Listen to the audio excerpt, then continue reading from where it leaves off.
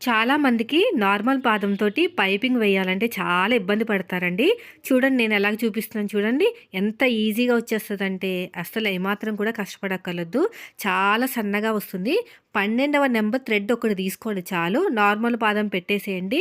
ఎంత బాగా వస్తదంటే అసల ఇది ఎలా వేశారు వీళ్ళు? ఇంత అందంగా ఎలా వచ్చింది? టైం కూడా వేస్ట్ కాదు. నార్మల్ పాదం, అదేవిధంగా సింగిల్ పాదం. ఆ సింగిల్ పాదం కూడా కొంతమందికి లెఫ్ట్ సైడ్ అయితే సెట్ అవుతుంది. కొంతమందికి రైట్ సైడ్ అయితే సెట్ అవుతుంది. ఈ తలనొప్పి ఏమీ లేకుండా, ఈ కొంచెం కూడా ఇబ్బంది పడకుండా నార్మల్ పాదంతోనే ఈజీగా మనం పైపింగ్ అనేది వేసుకోవచ్చు. ఈ పైపింగ్ వేయడానికి ఎలాంటి టిప్స్ ఫాలో అవ్వాలి, ఎలాంటి క్లాత్ తీసుకోవాలి, ఎలా ఫోల్డ్ చేయాలి, ప్రతీది కూడా ఈరోజు వీడియోలో ఎక్స్‌ప్లెయిన్ చేశానండి. వీడియో స్కిప్ చేయకుండా లాస్ట్ వరకు చూస్తే మీకు కూడా ఇంతే అందంగా పైపింగ్ అనేది రెడీ అయిపోతది. సో, ఇప్పుడైతే మనం వీడియోలోకి వెళ్ళిపోదాం. వీడియో నచ్చితే లైక్ చేయండి ఫ్రెండ్స్. ఇప్పుడైతే వీడియో చూసేద్దాం. హాయ్ అండి. ఈరోజు వీడియోలో నార్మల్ పాదంతోటి పైపింగ్ వేసేటప్పుడు నీట్ ఫినిషింగ్ రావాలంటే ఎలాంటి టిప్స్, ఎలాంటి ట్రిక్స్ వాడాలో చెప్తాను. వీడియో స్కిప్ చేయకుండా లాస్ట్ వరకు చూడండి. వీడియో నచ్చితే లైక్ చేయండి. చాలా బాగుంటుందండి. నీట్ ఫినిషింగ్ అయితే వచ్చేస్తుంది. ఇప్పుడు బ్లౌజ్‌కి ఎలాంటి క్లాత్ అనేది పైపింగ్ వేస్తున్నారో, ఆ పైపింగ్ క్లాత్‌ని ఇలా క్రాస్‌గా కట్ చేసుకోవాలి. అయితే మనకి పైపింగ్ వేసుకుంటానికి కొంచెం మంచి పార్టీ వేర్ శారీస్ ఉన్నాయనుకోండి, ఇలాగ గోల్డ్ కలర్ ఉంటదనమాట. అందులో షేడ్స్ కూడా ఉంటాయి. Light gold, dark gold, silver కూడా ఉంటుంది. లేదు మాకు డైలీ వేర్ శారీస్ కావాలి అనుకుంటే మాత్రం మనకి పాలిస్టర్ క్లాత్ ఉంటుంది కదా! మన డ్రెస్సులకి వేసుకుంటాం పాలిస్టర్ క్లాత్ లైనింగ్, అది కూడా వేసేసుకోవచ్చు. అది కూడా చాలా బావుంటుంది. తర్వాతొచ్చేసి ఇలా క్రాస్‌గా ఉన్న క్లాత్‌ని మొత్తం గూడా ఇలాగ రెండిటిని కలిపేసుకుంటూ అంటే 2 క్రాసులు ఆపోజిట్‌లో పెట్టేసుకొని జాయిన్ చేసుకోవాలి. స్టార్టింగ్‌లో, ఎండింగ్‌లో రఫ్ ఇచ్చేసుకుంటే మనకి జాయింట్ అనేది అయిపోతుంది. ఇలా 2 క్రాసులు ఆపోజిట్ పెట్టుకొని జాయిన్ చేసుకున్నామంటే మనకి తక్కువ క్లాత్‌తోనే పైపింగ్ క్లాత్ అయితే రెడీ అయిపోతుందండి. నేనొచ్చేసి విడ్త్ వచ్చేసి 1.5తో అయితే తీసుకున్నాను. పావించి ఎందుకు తీసుకున్నానంటే ఇలాగ మనకి ఫోల్డింగ్ కోసం కూడా క్లాత్ కావాలి కదా! అందుకని. 1.5, 1.5 అలా అంతకంటే ఎక్కువ ఉండకూడదు. అంతకంటే తక్కువ ఉండకూడదు. ఇలాగ వన్ సైడ్ ఫోల్డింగ్ చేసుకుంటూ స్టిచ్ వేసుకుంటూ వెళ్ళిపోవాలి. అంటే ఇప్పుడొచ్చేసి నేను క్లాత్‌ని రెడీ చేసుకుంటున్నాను. పైపింగ్ క్లాత్‌ని రెడీ చేసుకుంటున్నాను. సో, ఇది అయిపోయిన తర్వాత మనకి 1 ఇంచ్ ఉంచుకొని మిగతా క్లాత్ కూడా నీట్‌గా కట్ చేసేసుకోవాలండి. ఇలా కట్ చేసుకుంటం వల్ల మనకేంటంటే పైపింగ్ వేసిన తర్వాత ఫినిషింగ్ అనేది నీట్‌గా వస్తుంది. అందుకని. సో, ఇలాగ ఎగస్ట్రా ఉన్న క్లాత్‌ని నీట్‌గా కట్ చేసుకోండి. 1 ఇంచ్ ఉంచుకోండి. మిగతా క్లాత్‌నంతా కూడా నీట్‌గా కట్ చేసేయండి. ఇలా నీట్‌గా కట్ చేసేసుకోవాలి.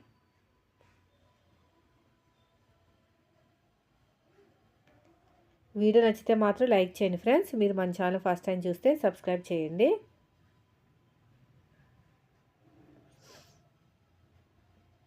ఇప్పుడు వచ్చేసి మనం తీసుకున్న బ్లౌజ్ ఉంటుంది కదా!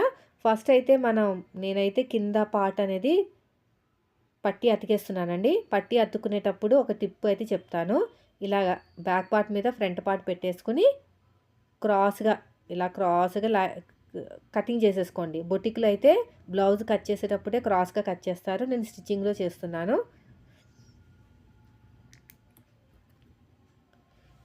ఇక్కడ స్టార్టింగ్‌లో, ఎండింగ్‌లో రఫ్ ఇచ్చేసేయండి. రఫ్ ఇచ్చేసుకొని ఎగస్ట్రా ఉన్న క్లాత్ నీట్‌గా కట్ చేసేయండి. తర్వాత ఈ పట్టీని కూడా 1.5 వరకు ఉంచుకొని మిగతాది కట్ చేసేసుకోండి. ఎందుకంటే హెచ్చు తగులుంటాయి. ఇది కాటన్ కదా! మనం సింక్ అయిన తర్వాత కొంచెం హెచ్చు తగులుగా వస్తుంది. అలా రాకుండా ఉండటానికి నీట్‌గా కట్ చేసేసుకొని పట్టీ అతుక్కోవాలి. ఇలా నీట్‌గా కట్ చేసేయండి. అయిపోయిందండి. ఇప్పుడు స్టార్టింగ్‌లో రఫ్ ఇచ్చేసుకొని ఇక్కడ డాట్స్ వచ్చిన చోట చిన్న ఫ్రిల్ పెట్టుకున్నారంటే బ్యాక్ పార్ట్ అనేది ఎత్తినట్టు రాదు. అలాగా పట్టుకుని ఉంటుంది నడానికి. డాట్ దగ్గర ఫ్రిల్ పెట్టకపోతే ఎంత బాగా కుట్టినా కూడా పైకి ఎత్తినట్టు వస్తదండి. సో, ఇలాగా స్ట్రెయిట్‌గా స్టిచ్ చేసుకుంటూ వెళ్ళిపోవాలి.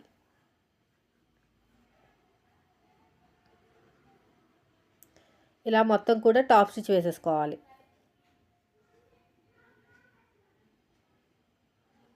అంతే అయిపోయింది చూసారా ఎంత బాగా వచ్చేసిందో. ఇప్పుడు వచ్చేసి షోల్డర్స్‌ని జాయిన్ చేసేద్దాం. ఎందుకంటే మనం పైపింగ్ వేయాలి కదా!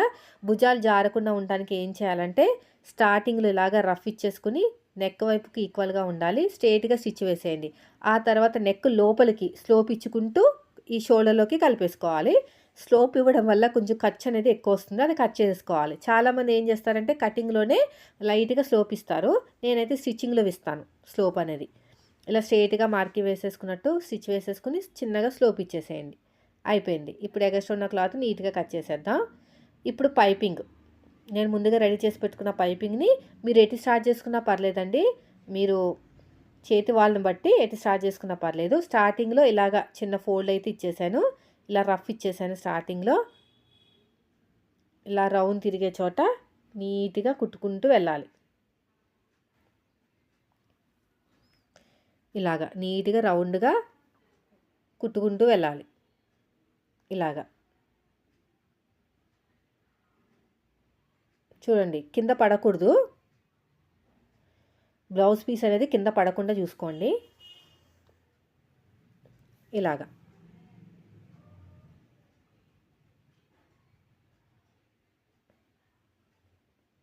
మొత్తం కూడా ఇలా కుట్టుకుంటూ వెళ్ళిపోవాలి.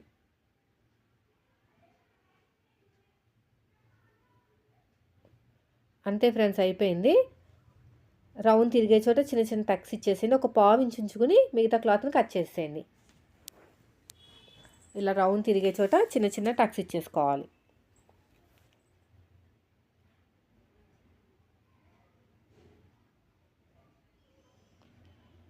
ఇప్పుడు స్టార్టింగ్‌లో థ్రెడ్ పెట్టేసుకొని ఇలాగా ఇలా ఫోల్డింగ్ చేసేసేయండి. అంతే. రఫ్ ఇచ్చేసేయండి. కావాలంటే దగ్గర నుంచి చూపిస్తాను చూడండి. ఇలాగా ఫోల్డింగ్ చేసుకుంటూ వచ్చేయాలి.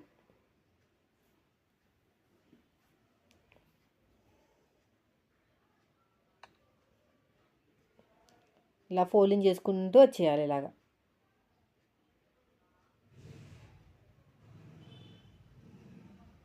చూడండి ఎలాగైతే స్టిచ్ వేస్తున్నానో అలాగా. చూసారు ఎంత బాగా వస్తుందో సన్నగా. మీరు కూడా ట్రై చేయండి ఫ్రెండ్స్. ఇలాగే వస్తుంది, ఖచ్చితంగా వస్తుంది మీకు. నేను చెప్పిన టిప్స్తో కనుక మీరు కుట్టారంటే ఖచ్చితంగా నీట్గా వస్తుంది. చూడండి ఎంత బాగా వస్తుందో చూసారా. సో మొత్తం కూడా ఫస్ట్ నుంచి లాస్ట్ వరకు ఇలాగే కుట్టుకుంటూ వెళ్ళిపోవాలి.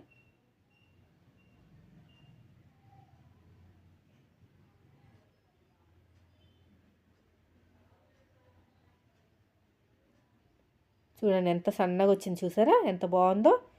అంతే సేమ్ ఫస్ట్ నుంచి లాస్ట్ వరకు.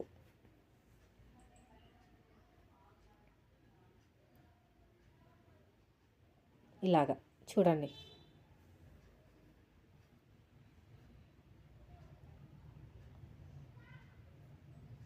చూసారు కదా అలాగా.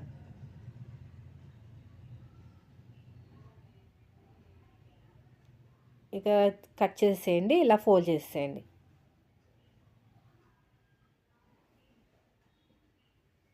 అంతే చూసారు ఎంత బాగా వచ్చేసిందో. అంతే ఫ్రెండ్స్, రెండో సైడ్ కావాలంటే హెమ్మింగ్ చేయించుకోవచ్చు, లేదంటే కుట్టన్నా వేసేసుకోవచ్చు. వీడియో నచ్చితే లైక్ చేయండి. Thank you.